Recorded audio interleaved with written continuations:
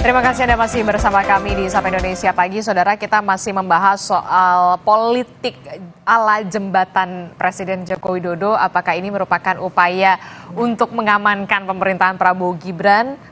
Ataukah kemudian ada upaya-upaya lain dan maksud lain gitu ya. Kita masih membahasnya bersama dengan ada dari PDI Perjuangan, Bung Andreas Hugo Parera, dari Partai Gerindra ada Bung Andre Rosiade, dari PKS ada Kang Pipin, dan juga ada dari Mas Kunto ya, dari Universitas Padjadjaran. Nah, Bung Andre gimana nih kalau betul-betul akan terrealisasi hak angket ini dari koalisi 01 dan juga 03? Merasa khawatir nggak? Terancam nggak nih?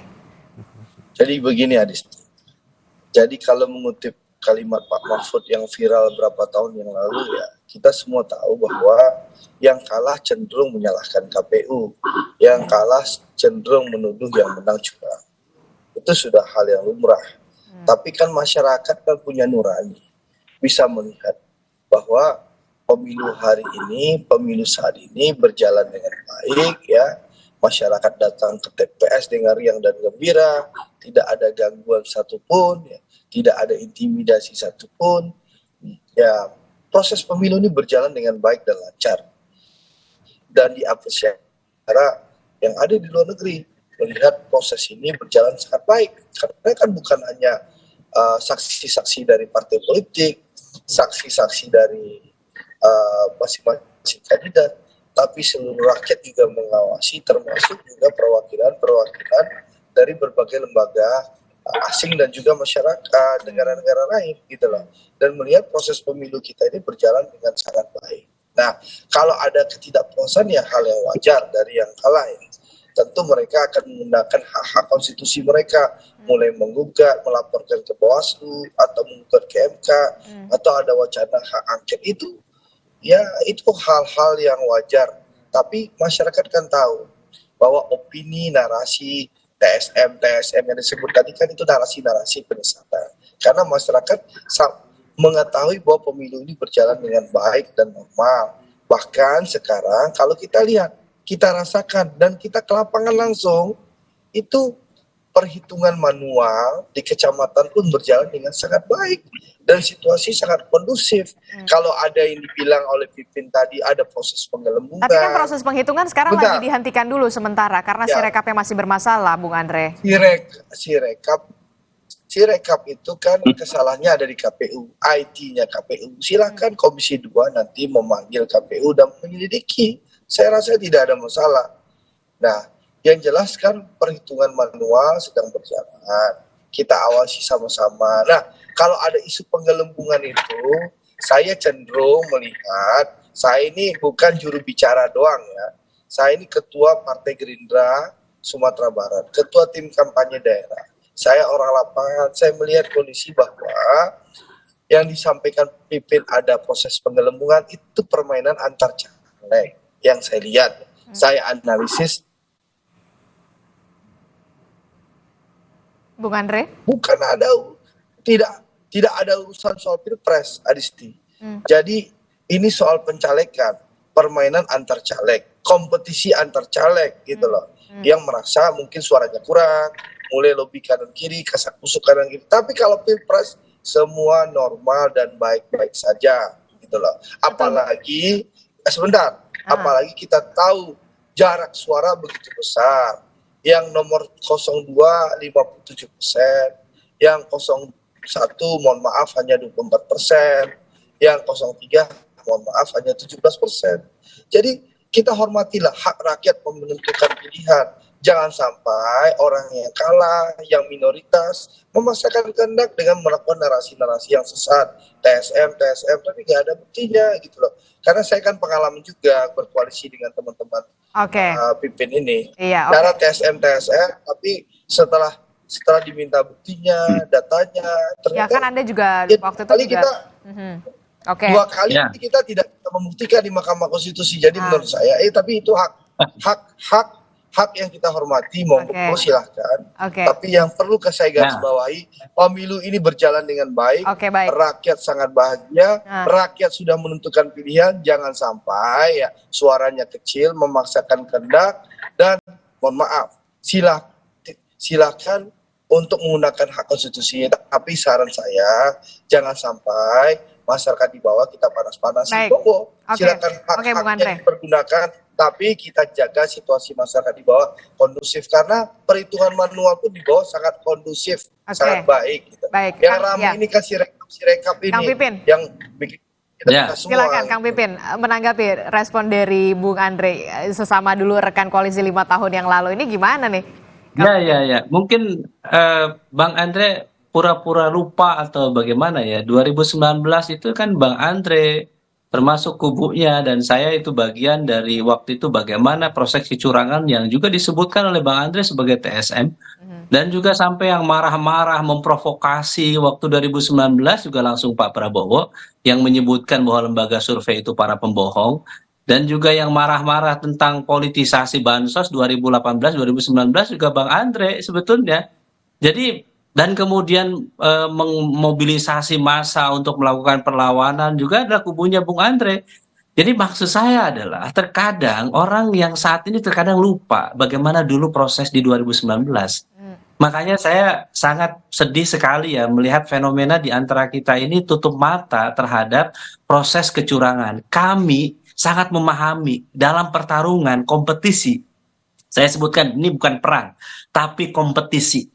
Ada yang kalah dan yang menang itu biasa saja.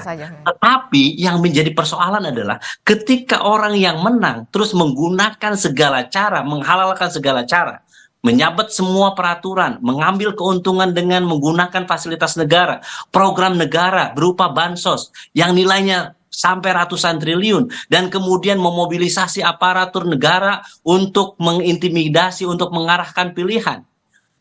Kita tidak menghendaki ketika ada yang menang dengan cara curang, kemudian menutup mata dengan seluruh proses yang saat ini dilakukan, seakan-akan kami menyampaikan bahwa ini narasi-narasi sesat dan sebagainya.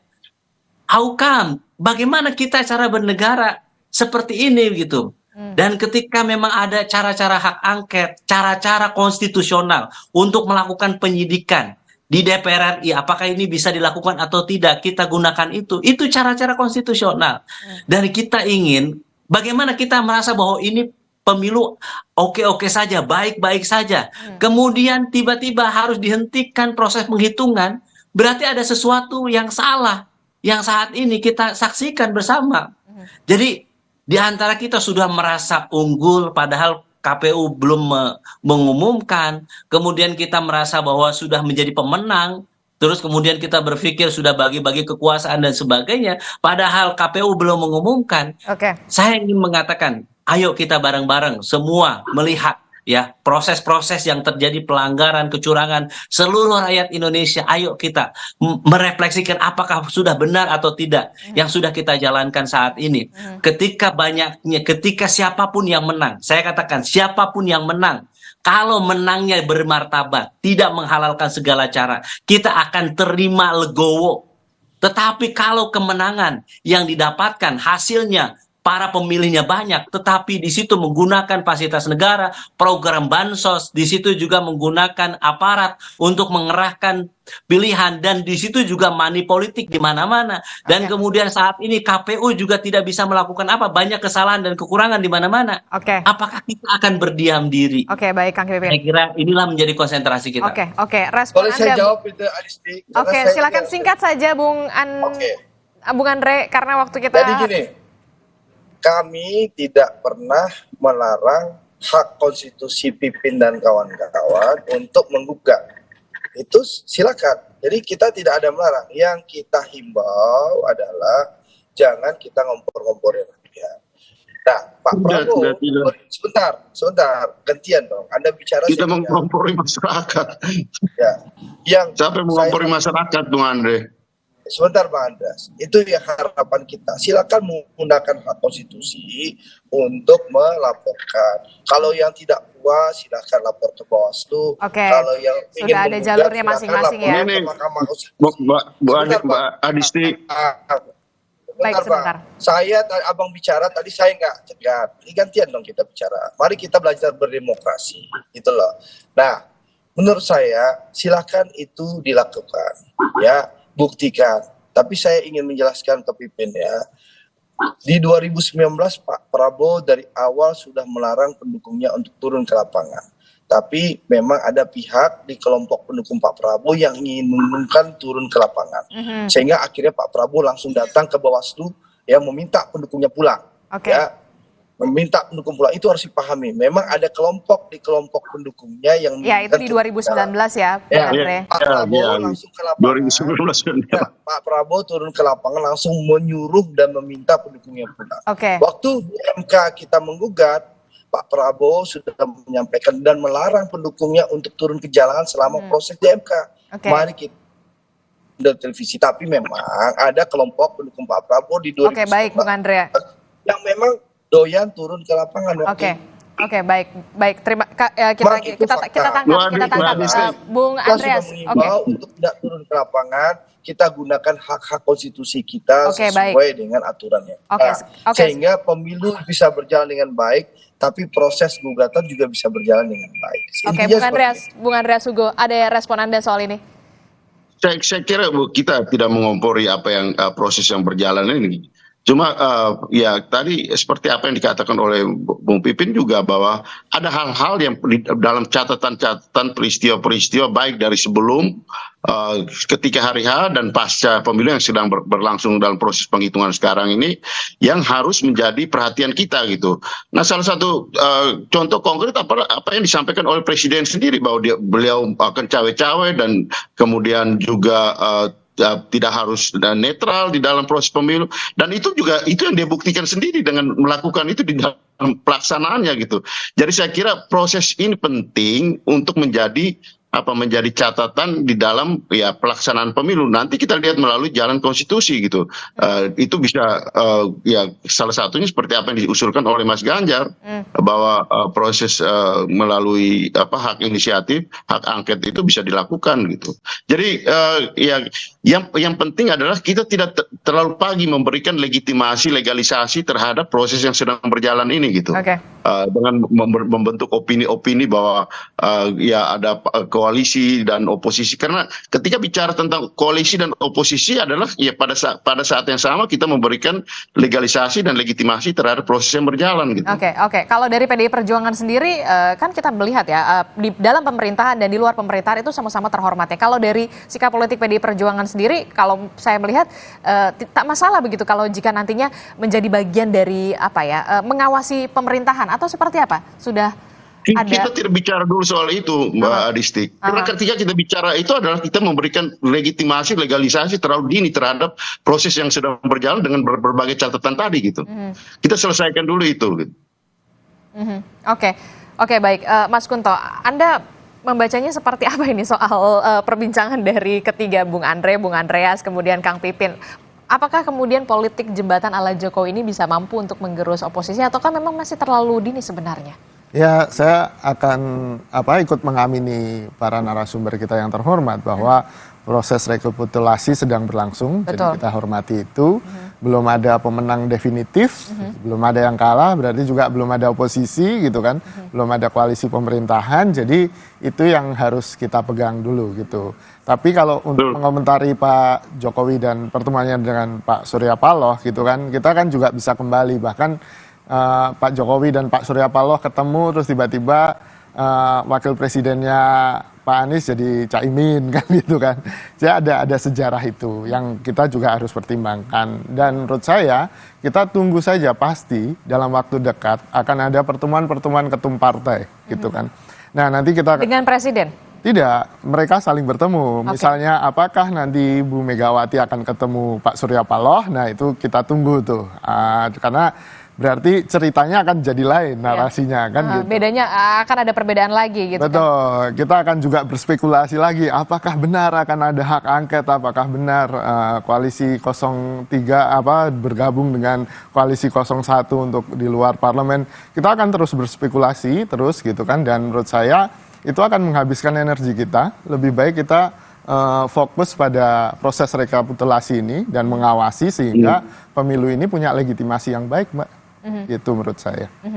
Terakhir, apakah nantinya Presiden Joko Widodo setelah dari Partai Nasdem yang sudah dipanggil nih, Pak Surya Paloh, apakah mungkin nanti tiba-tiba dari PKB dipanggil? Anda melihat ada pola-pola semacam ini karena kan Pak Jokowi sudah mengatakan saya ingin menjadi jembatan. Ya, itu keinginan Pak Jokowi tentu saja. Yang namanya keinginan kan harus bertepuk dengan tangan yang lain gitu. Kalau enggak kan jadi bertepuk sebelah tangan. Jadi ya sangat mungkin usaha-usaha itu sedang dilakukan oleh Pak Jokowi dalam artian menjadi jembatan tadi ya. Entah itu jembatan koalisi atau jembatan yang tidak menjadikan hak angket atau jembatan apapun itu namanya.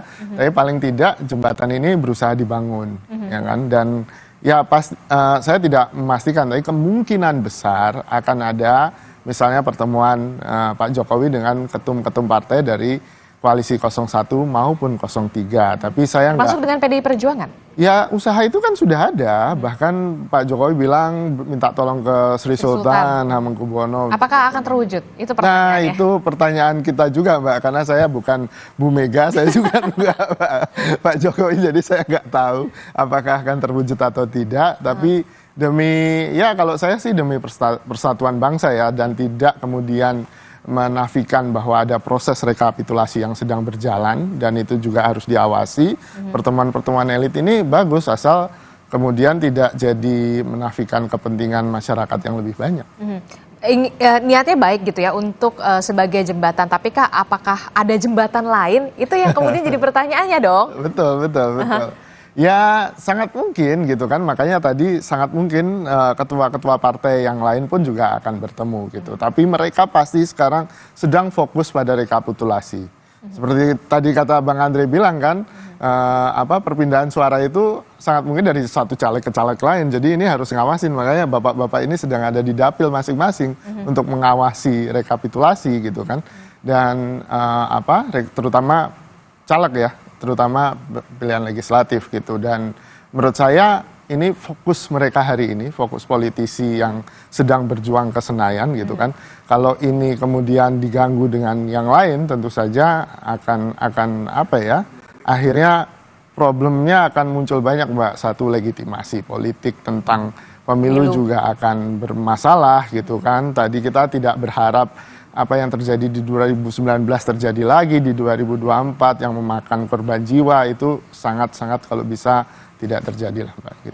Kita masih akan tunggu dan juga hormati dari proses pemilu ini yang masih berjalan pastinya ya. Tapi juga kita masih akan melihat apakah nanti akan ada pertemuan-pertemuan selanjutnya, ataukah pertemuan 01 dengan 03, atau bisa saja Presiden Joko Widodo nantinya akan bertemu lagi dengan ketua umum partai politik lainnya. Kita nggak akan pernah tahu. Nanti kita akan bahas lagi pastinya ya di perbincangan selanjutnya. Terima kasih Mas Kunto dari Universitas Padjadjaran, dan juga ada dari kubu Anies Muhaimin yang merupakan dari PKS juga ada Kang Pipin.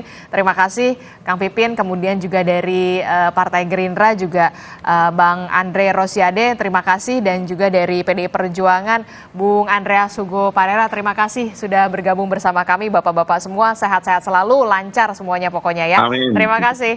Assalamualaikum. Waalaikumsalam. Terima kasih. Waalaikumsalam. Saudara, informasi lainnya